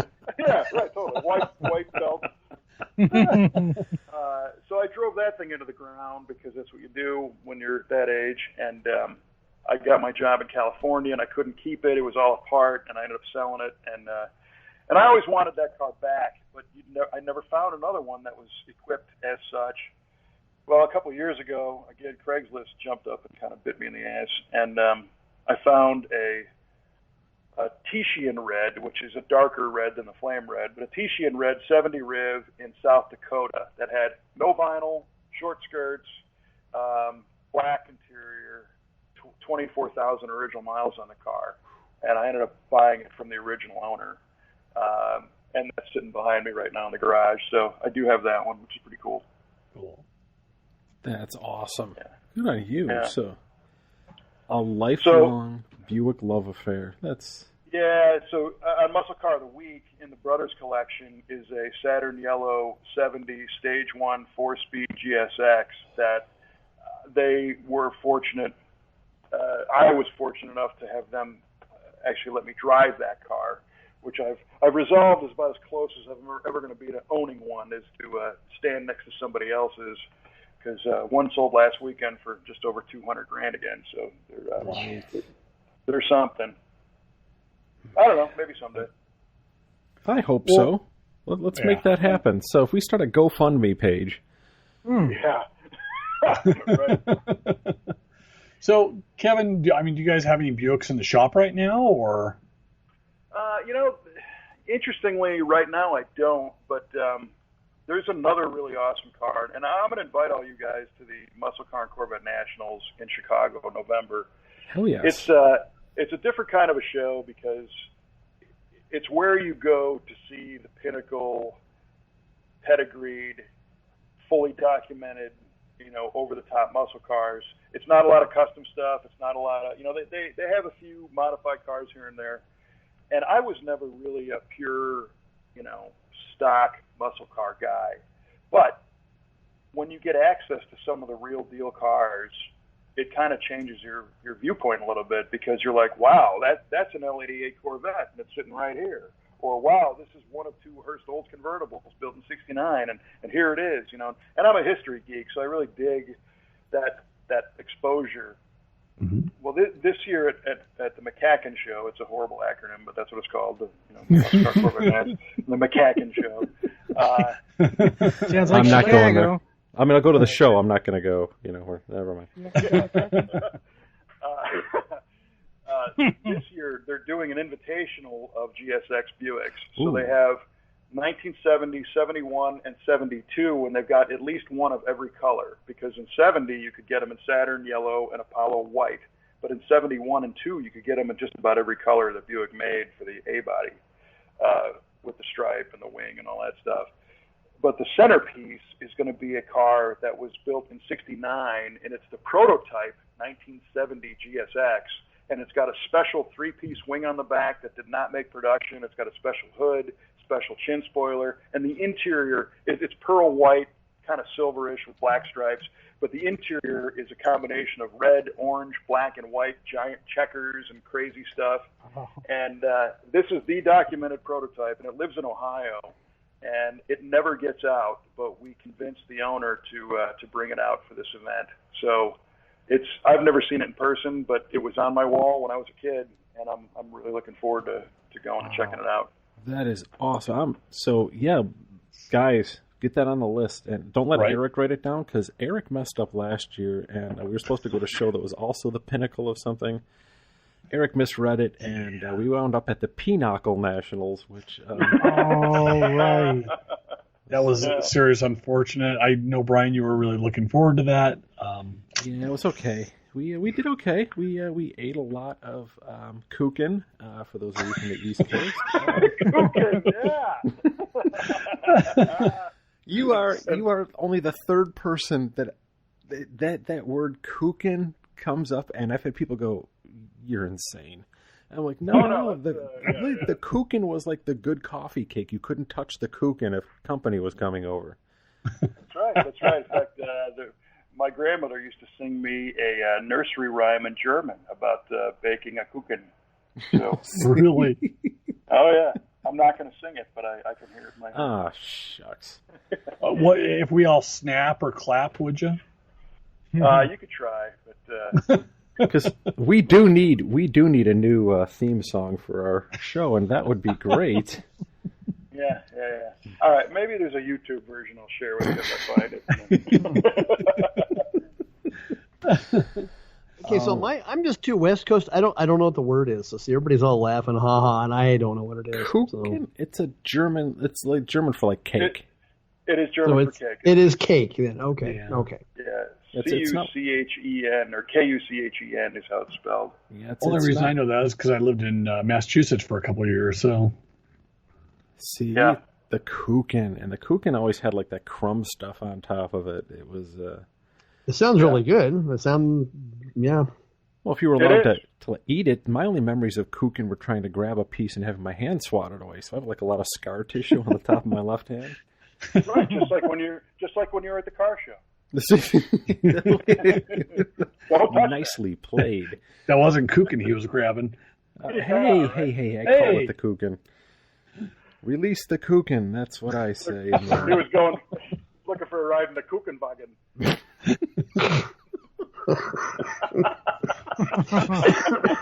I think that's pie, not pig.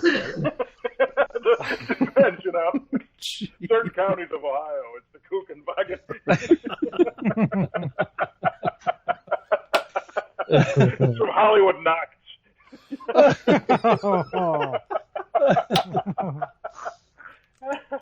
Oh man. Yeah, this is what I love about it. It just goes delightfully sideways.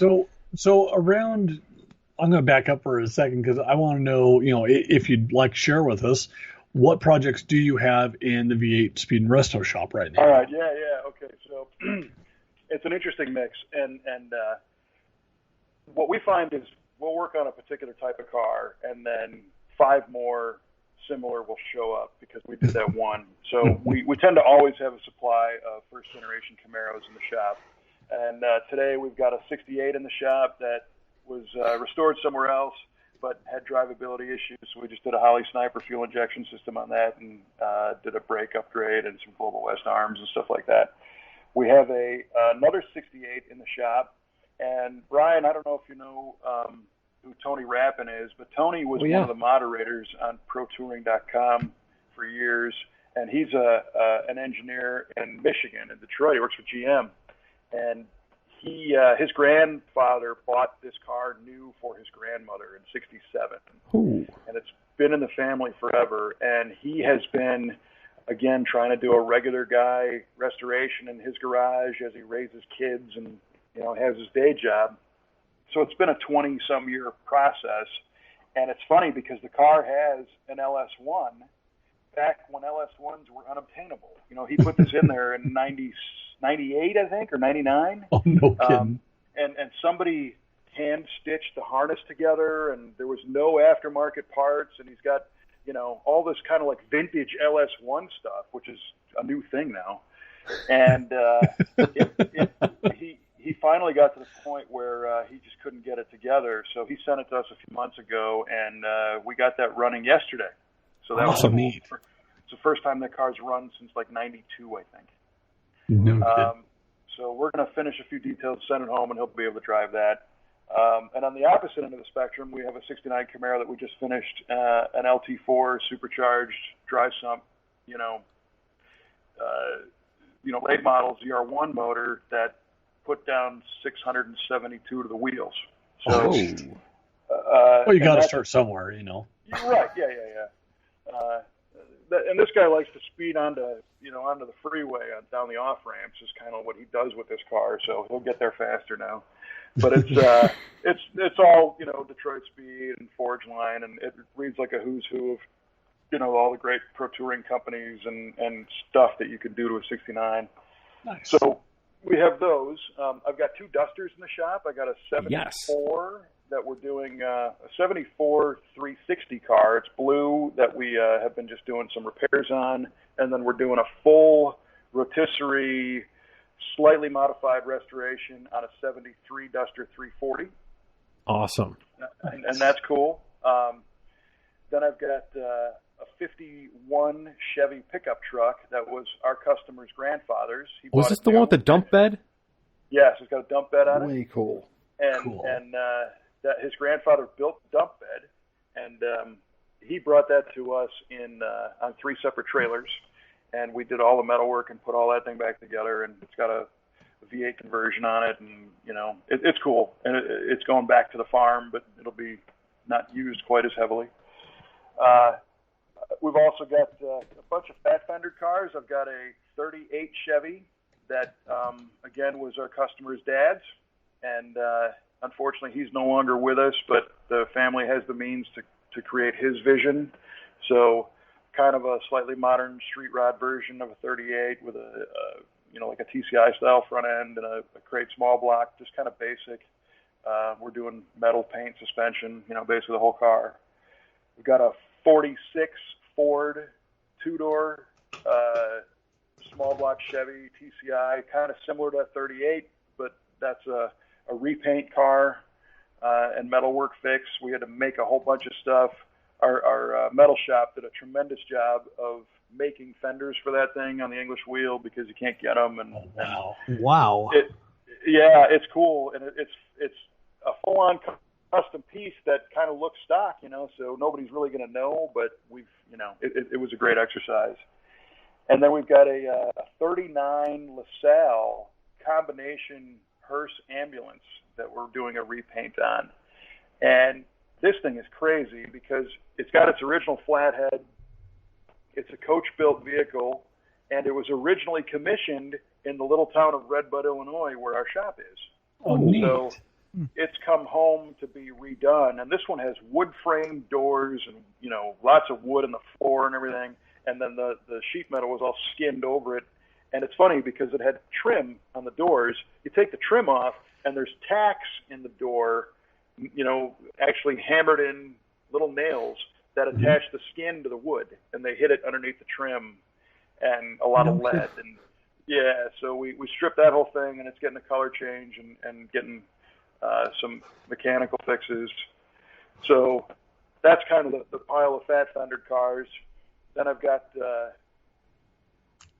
2 '67 Mustangs, a convertible and a fastback that are both getting all kinds of metal work and complete restorations. And I've got a '70 Mach 1 428 Cobra Jet car that's getting, we basically That one rusted from the roof down. It was a weird deal, so we did a lot of sheet metal replacement. But it's getting an aluminum 427 FE motor, fuel injection and overdrive.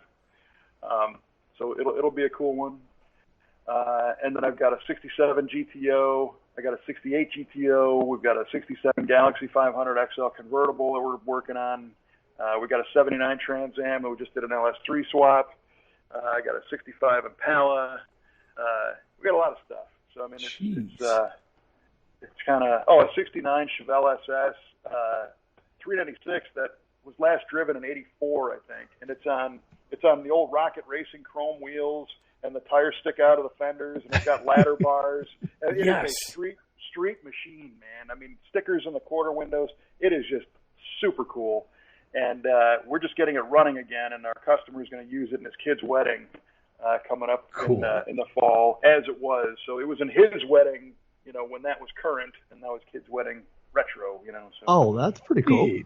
That is outstanding. Yeah. So but I do a lot of stuff cool like that. stuff. You guys don't have a Copo kuchen wagon, do you? Not yet. That would be the icing on the cake. Anyone? Wow. It was right there. They write themselves, kids. You can. Yeah, that one could have stayed in the can. Hey. I'm going to say the bunt pan, actually.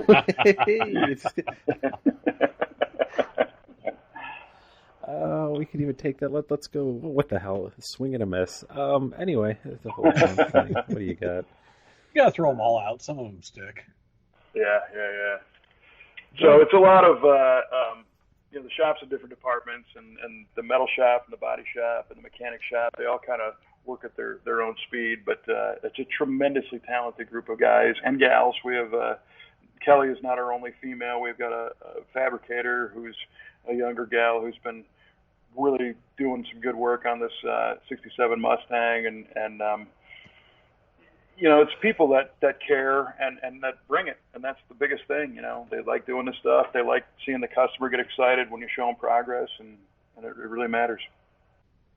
Outstanding. And I got to give you credit again, because you guys have so many irons in the fire, and I don't know how you manage to balance all that. There's days when I wake up and I'm like, okay, I've got to feed a kid and dogs, and and I'm thinking, wow, that really made me beat. And then I just look over what you're doing, and I'm like, oh yeah, I don't do anything. So, man, what is what's on the horizon for you guys? Any big plans coming up? I mean, yeah, and it's interesting because we've been able to do a little bit of anything that we kind of wanted to, in many ways. We've been lucky. We just recently, last year, we actually bought the building where our shop is, and we've been doing some upgrades on that. Kelly's been spearheading some construction projects. Congratulations. Yeah. She's been doing just awesome work on that. So that was a huge improvement. The city responded locally by saying how much they liked the building. Apparently it looked like a complete hole before, but they never told us that. So we've been kind of focusing on that, and trying to put key people in the right spots. But there's a little bit of an interesting dynamic that occurred where our crew, of course, they want to build Riddler cars. They want to push the envelope on everything they can and really just go hog wild on everything. And the reality is that not every customer can handle that. So we do get a fair amount of cars that don't need the world. They might get that fuel injection upgrade, or they might get drivability enhancements, and those tend to breed more of themselves. So then you get like every old car tune-up, in a 50-mile radius, which is great. It's nice business, but I'm trying to continuously challenge the crew and help these guys grow and evolve and become better at what they do and more gratified with what they do. So I've been sitting on a few ideas of projects that, we've never really shopped a car idea. People come to us and they say, what about doing this? And we go, yeah, let's figure out how to make it happen. We'll call a guy like Brian to to sketch it out or whatever. But there's some things that I think it's time that we really try to pursue getting done, because these are some car ideas that we all would really like to see. And so now we're just trying to connect with the right person that also wants that. Because any challenge we've ever given this team, they've always delivered. We've never had them not be able to do something. So we want to push that a little bit, and within reason. Not just punch something full of dimple die holes just to say you did it. It's got to be, it's got to have meaning. And well, not to plant a seed, little particular blue Eldorado would be kind of cool. That would be awesome. And I talked to a guy that was ready to do that car, and then he got bored and changed his mind. And we can say who that is off the air here, but so I don't know if I even told you in the past, and you guys obviously probably know the car he's talking about. The rendering that he did, it was a horizontal shot of a '67, right? Yep, Eldo. yeah, well, '67 Eldo.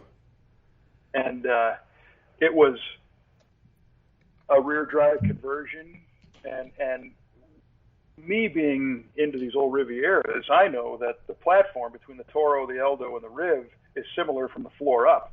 But the floor down, the Riv is rear-wheel drive. So I always thought it'd be cool to take one of those front-drive Eldorados, rip it off its floor, and get a floor out of a Riviera, and you're halfway home. Just take the chassis and the floor, and now you can do a rear-drive car. The transmission tunnel's done, all the clearance for exhaust and all that stuff's done. And next thing you know, you can do a modern driveline and have something that nobody else has, that they'd all be scratching their head. So. Exactly. That's cool. I would dig that. I would dig that too. Be a fun car. Yeah, and there's some oddball stuff. Brian and I talked before about kind of cross-pollinating certain design elements of few things that, maybe the factory would have made or could have made or most people wouldn't get. So there's a few things up the sleeve that way. I'll go ahead and let the one out because nobody's going to do it. But Brian, you and I talked about doing a '68 Oldsmobile F-body. Yes. Olds ever did an F car. I still want to do this car. Yeah, totally. Me too. God, that'd be so cool. And that just opens the door then too to do a Buick.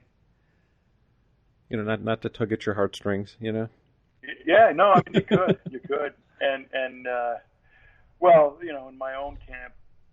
A million years ago, I had a vision for if I was going to do a Riv, in a custom style, what would I do?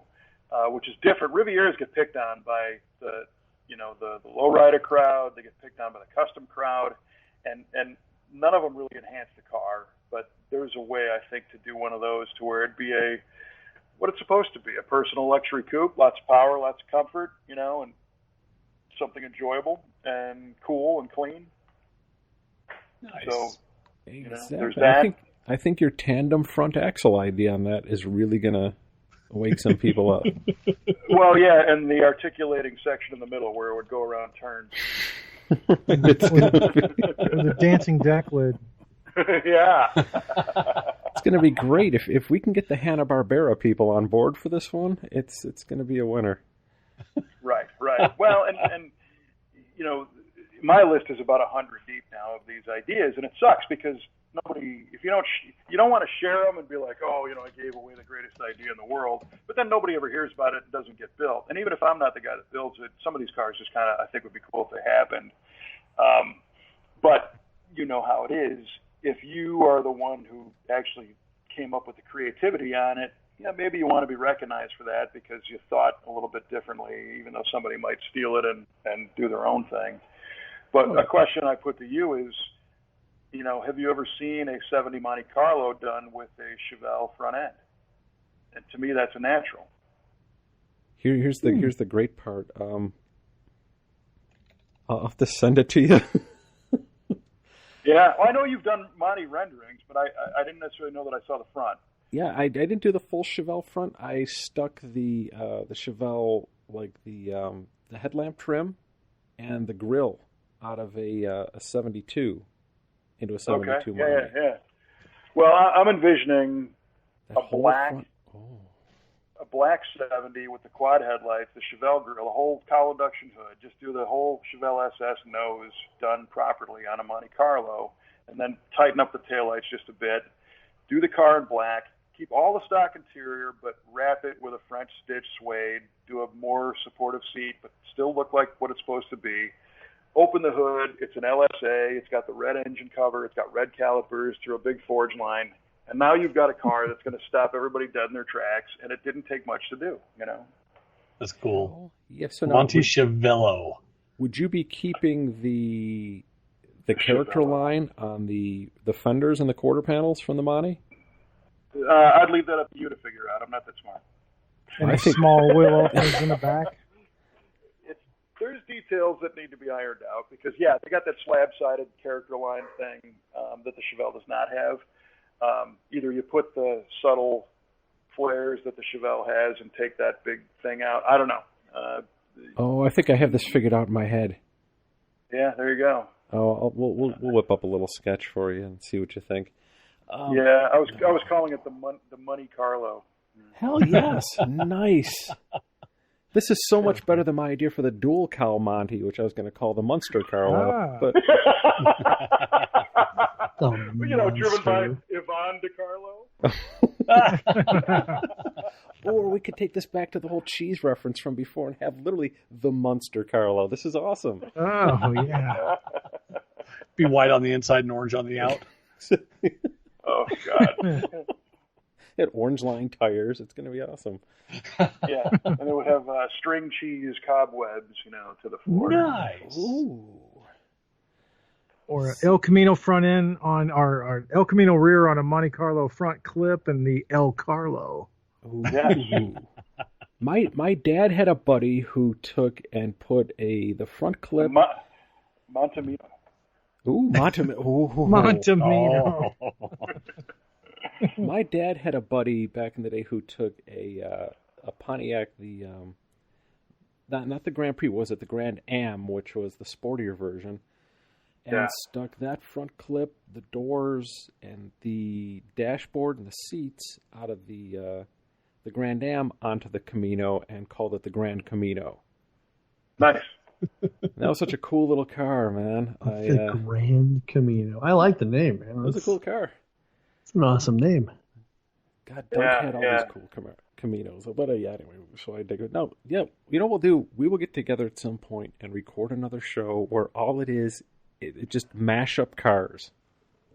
Yeah. Oh, that'd be fun. And, in addition to the super over-the-top, full custom, whatever, but there's some trucks in there, and I always thought it'd be fun to do a mid-year Corvette, but an XLR Cadillac version of it. Ooh. Oh, heck yes. Yeah. Any of them, really. You could do a 69, it wouldn't matter. But if it was done like an XLR, just crisp it up a little bit, change the power plant to a Cadillac of some sort, and luxury and wheels and stance, and make it a little Batmobile. It'd be pretty cool.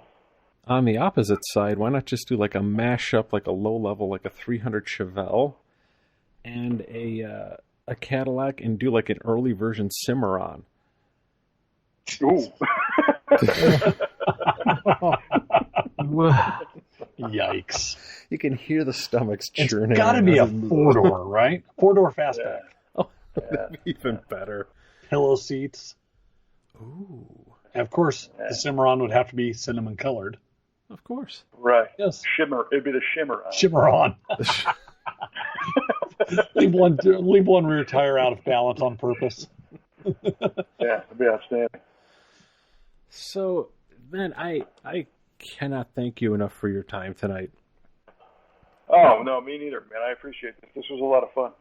Thanks for being with us. And what I want to do, if possible, I'd like to check in with you, hopefully just before the SEMA show, and again, I don't know if is that even a word for all of you grammar people out there?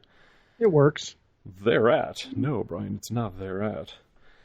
You need an Oxford comma in there. There, comma, at. Umlaut. Ooh, umlauts, yes, over the T's, though. Yeah.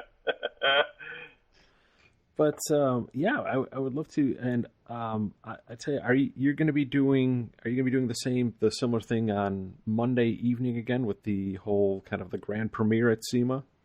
I hope so. We haven't spoken officially about it. We've spoken unofficially, but that has not been a concrete deal yet. So I certainly hope so. If we do, and anybody's there, I recommend going to that. It's pre-show, so it's kind of special access to exhibitors, I guess. But if there's any way, I think it'd be fun. Well, we'll make s'mores. Alex is going to bring his Easy Bake oven, which he's modified with a black light, so it's kind of an Easy Bake microwave. It's got a floodlight in it, a 400-watt floodlight in it. Weren't we talking about doing a Blazing Saddles campfire thing a while ago? Yes. Whatever happened to that idea? Need to. Walk in the next morning and go, what is that burning smell I smell in here? That is fantastic. How great would that be? The round Slumber six party. Bush's Beans campfire cookout. Right. Yeah. Well, again, that'd be another element of the whole Pantheon experience, I think. This would be ideal. Well, hey, we have taken far too much here, and I'd like you to get some time to spend with your lovely wife where you don't have to be running a shop and a TV show and a YouTube empire and obviously an underground kuchen supply chain. Right. Kuchen King of Illinois. I do want to kind of throw out, because you guys alluded to it a little bit. This year, that Muscle Car and Corvette National Show in Chicago, in Rosemont, actually, one of the neatest things about that is the show is set up on Friday, and then Saturday it's open to the public, and Sunday it's open to the public. But between Saturday night and Sunday night, that overnight anyway, it's open to the media. So that's where a lot of these guys take their magazine photos and web photos after the crowd goes home. But they leave all the lights on, and all the cars are uncovered for photographs. And Bob Ashton is the managing partner who runs the show. And he and I had a conversation this past week, and right now we are putting together an exclusive live event called Muscle Car and Corvette Nationals After Hours Live. So I'm going to be hosting a live-streamed after-hours show in this giant room of 500 super killer muscle cars that's not open to the public at that point. And we'll be interviewing people and looking at cars and scheduling guests and doing, basically, a little bit more of a Conan or Johnny Carson kind of show. I just need the band. And that'll be streamed live all around the world that night. So that's something that's going to be super fun that we look forward to doing. So I invite you to check that out too. Gentlemen, that is our call to reassemble the Round 6 Jug Band. Yes. The kazoo band. I love it. I'll bring a tambourine. We do an incredible kazoo and air guitar tribute to the careers of Barry Manilow and Barry White. We do a great Inagata DeVita full version with triangles. Electric triangles, no less. We're good at that. Those two guys' last names were swapped at birth, I think, because it doesn't get any whiter than Barry Manilow. Oh, wow. And we're going to stick with the original title of this one. This is going to be called I Hate Kentucky Nazis.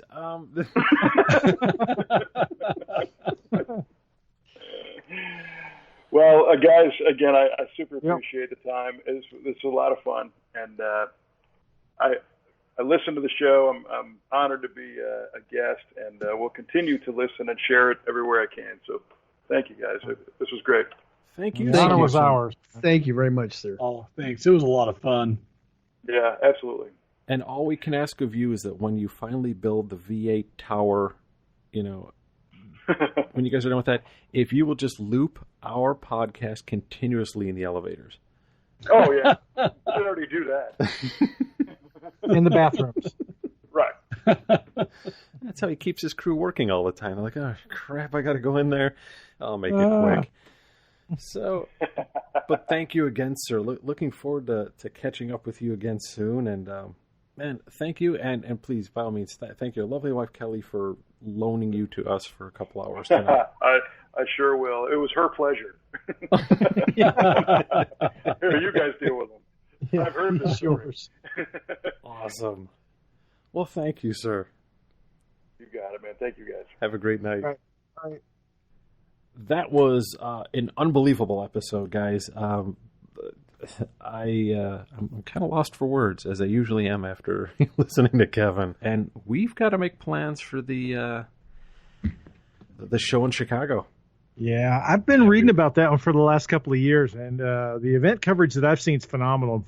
And after him saying even more about it, yeah, that would be a good one to go to. Right. So I think that may be the next big event following the SEMA Show for the Round 6 guys. Let's make that happen, and we won't make all those plans on the air, although we could do that right now. So Eric, start looking for flights while we've got everyone here. I know the Obamas. We could stay at their place.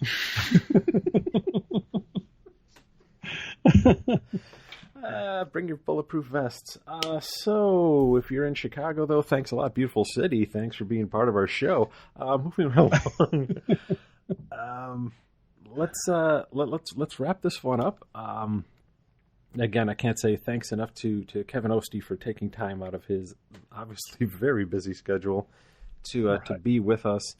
And I'm sorry it took us this many episodes to have him on, but something that great, well worth the wait. You guys, we got a lot to talk about and digest after this one, but hell, for now, I would normally go with I Remain Brian, but I think I am a better Brian after this one. Yeah, I don't even know how to top that, but yes, I'm still Brad. And I'm still Alex. And I'm still Eric. And we'll catch you next time. Thanks for listening.